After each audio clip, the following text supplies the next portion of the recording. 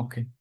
So last time आपण policy बाजार PB फिनटेकची analysis केली होती.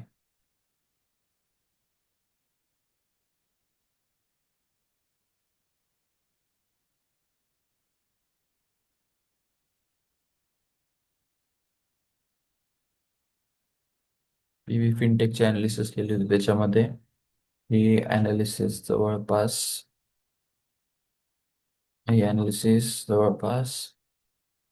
फेब्रुवारी फेब्रुवारी मंथमध्ये केली होती.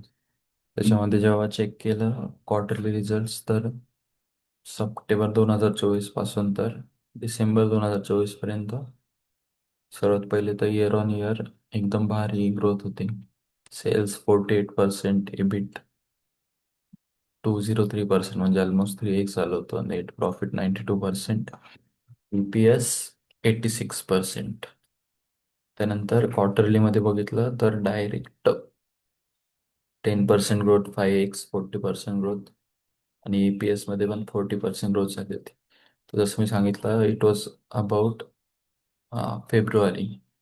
तर मग जर पॉलिसी बाजारचा चार्ट जर बघितला, पॉलिसी बाजारच्या चार्टमध्ये हे जवळपास इथं 29 जानेवारी, जवळपास या टाइमला चेक केलं होतं. तर या टाइमला 29 जानेवारी, जर 29 जानेवारीला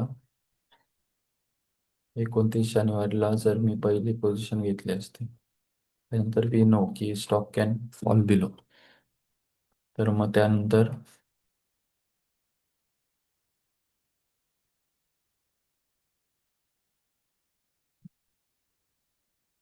त्याच्यानंतर तिथून स्टॉक पडला 15%.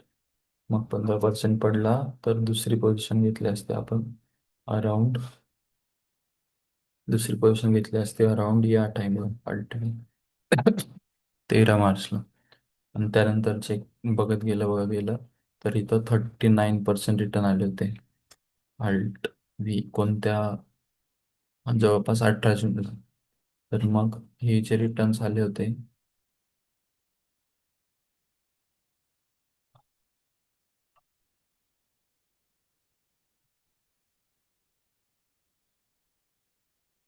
39% रिटर्न आले होते 16 जूनला.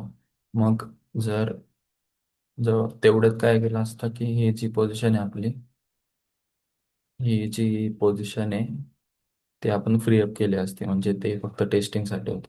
त्यानंतर रिटर्न्स किती मिळाले असते बघ.